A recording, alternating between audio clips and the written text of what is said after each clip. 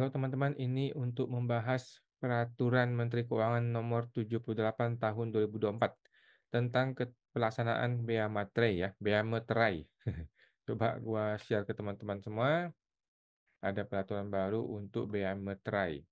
Gua agak bingung apakah materai atau meterai gitu ya. Ya, ini sudah jelas ya, meterai. E sama E ya, meterai.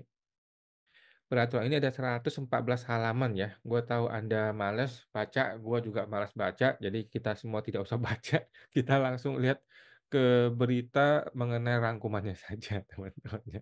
Ada 2 berita yang gue kasih lihat ya. Yang pertama adalah dari DDTC.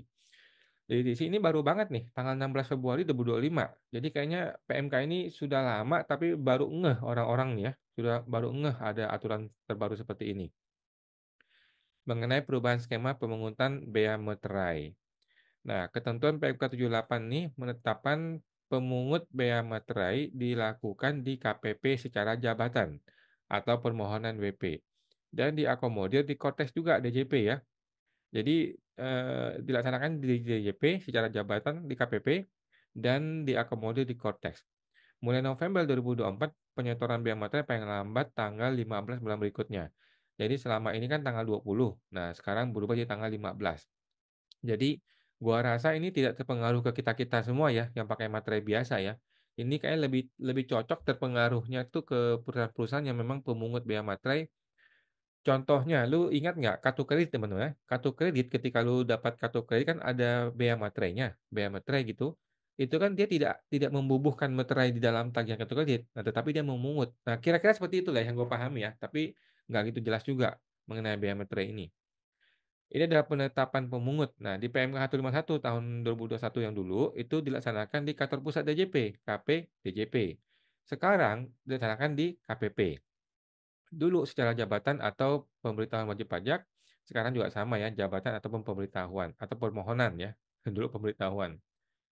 Kemudian registrasinya manual, kalau sekarang registrasi di Cortex ya. Jadi di Cortex itu ada menu untuk registrasi sebagai pemungut BM Metrai, gue juga bingung nih ya, kita juga nggak pernah pakai teman-teman ya. Kita-kita yang di level-level rendahan ini nggak pernah pakai. Kayaknya ini perusahaan-perusahaan besar deh. Kemudian mengenai pencabutan penetapan pemungut. Nah, pencabutannya kalau dulu itu dilaksanakan di kantor pusat DJP secara jabatan. Sekarang dilaksanakan di KPP secara jabatan ataupun permohonan juga boleh. Proses pencabutan penetapan pemungut dilakukan manual kalau sekarang di Cortex. Kemudian berlaku mulai sejak awal bulan berikutnya setelah lu cabut. Kalau sekarang berlaku mulai sejak tanggal tersebut. Tanggal pencabutan maka sudah berlaku. Kemudian pemungutan, penyetoran, dan pelaporan. Pemungutannya dulu ada 3 cara ya, meterai biasa yang kertas, meterai elektronik, dan tanda pemungutan dan atau tanda pemungutan. Sekarang tuh ada satu lagi nih, meterai pencetakan, meterai elektronik, satu lagi tambah namanya meterai teraan digital dan atau tanda pemungutan. Gue juga nggak paham apa itu meterai teraan digital ya. Pemungut menggunakan kuota materai elektronik milik distributor kalau zaman dulu. Yang sekarang di PMK terbaru ini menggunakan e-meterai dari peruri ke pemungut tanpa deposit. Jadi kalau gua buka e-meterai ya, materai kayaknya, materai. Nah, yang ini nih, yang website resminya nih, website resmi e-meterai.live nih. Nah, ini tuh sekarang sudah jadi peruri nih. Nah, simplifikasi pembubuhan materai pada sistem elektronik. Sekarang sudah peruri. Kalau dulu tuh nggak bukan peruri kayaknya ya. Jadi kalau kayak gue masuk nih, kan gue sudah punya akun di sini. Eh, sudah ada belum akun gue ya? Akun gue apa di sini? Coba gue cek dulu ya. Meterai, meterai, meterai. Oh, pakai ini, pakai fungsi awan. Pakai email gue yang lama. Jadi ini pakai e-meterai yang versi lama, e-meterai yang versi baru ya, yang elektronik ya. Nah, eh, error dia. Oke, fungsi awan. Login. Nggak bisa ya? Berarti bukan di sini, bukan di e-meterai. Gue di materai.id. Materai.id tempat gue nih, yang gue daftar nih. Nah ini nih, materai.id. Kita coba gue mesti login dulu. Nah sudah ada nih akun gue nih, S7E. Nah sudah ada. Kan harusnya materai ya, bukan materai ya. I-materai. Ada i-materai, ada signature, ada personal. Jadi ini i-materai.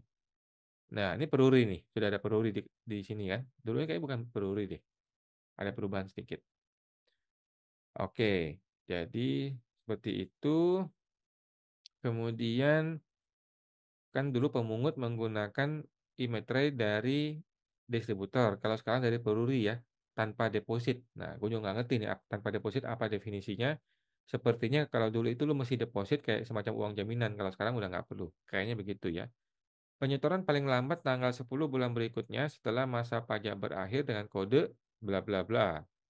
Materai kita kan materai tanda pemungutan untuk materai elektronik. Jadi perusahaan-perusahaan besar tuh seperti begitu ya. Dia menyetor paling lambat tanggal 10 bulan berikutnya. Sekarang dia setor di tanggal 15.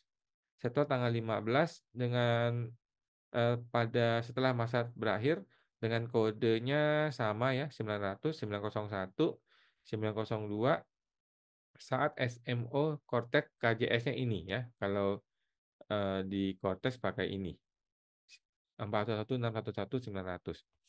Pelaporan paling lambat tanggal 20 bulan berikutnya setelah masa pajak berakhir. Nah, kalau dulu itu kalau baru itu tanggal 15. Oh, gitu langsung ya? Sorry, sorry, sorry. Berarti gue salah tangkap ya.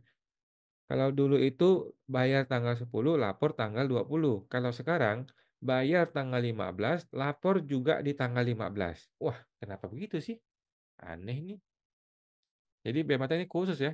Bayar tanggal 15, lapor tanggal 15 juga. Oke. Kita lihat berita berikutnya ya. Ini dari DJP langsung ya. 6 November. Jadi DJP update nih ya. 6 November sudah ada PMK terbaru 78 tahun 2024 tentang bea materai. Mulai 1 Oktober ya dan berlaku untuk 1 November untuk masa berikutnya. Latar belakangnya adalah untuk meningkatkan pelayanan dan kemudahan dalam penggunaan bea materai ya. Selain itu, aturan tersebut juga menambahkan jenis materai baru mengenai pendistribusian materai elektronik.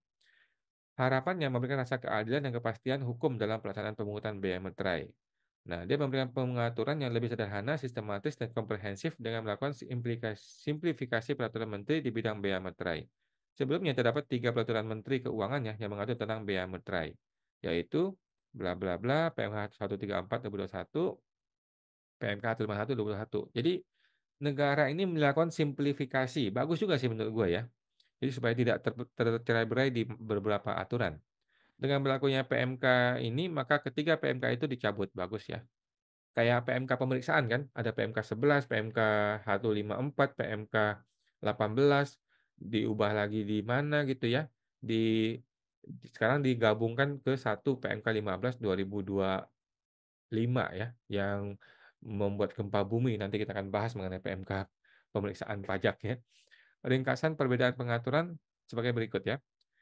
Mekanisme pendistribusian. Nah, pendistribusian materai elektronik untuk pemungut biaya materai dilakukan langsung oleh Perum Peruri. Jadi dimonopoli nih sekarang oleh Perum Peruri ya.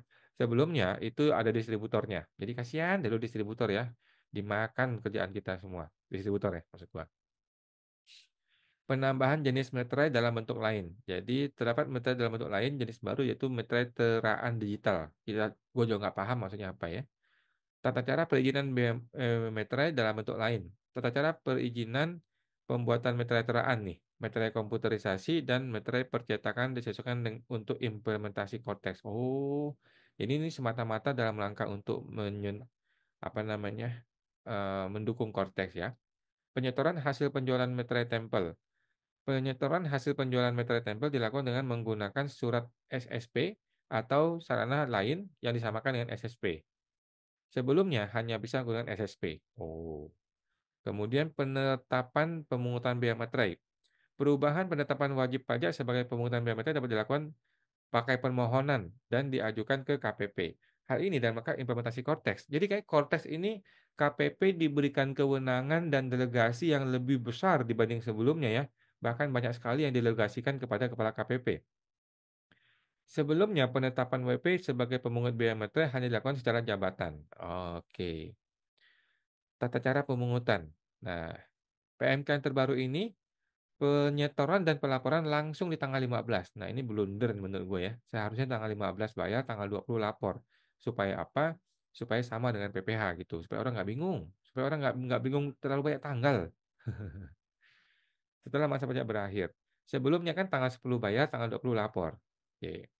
Dengan ini, kami berharap masyarakat dapat memahami peraturan biaya meterai secara utuh dan sederhana. Gimana mau utuh sederhana, Pak? 114 halaman. Gimana mau utuh sederhana nih si Bapak ini nih. Kami juga, oh si Ibu ya, Ibu.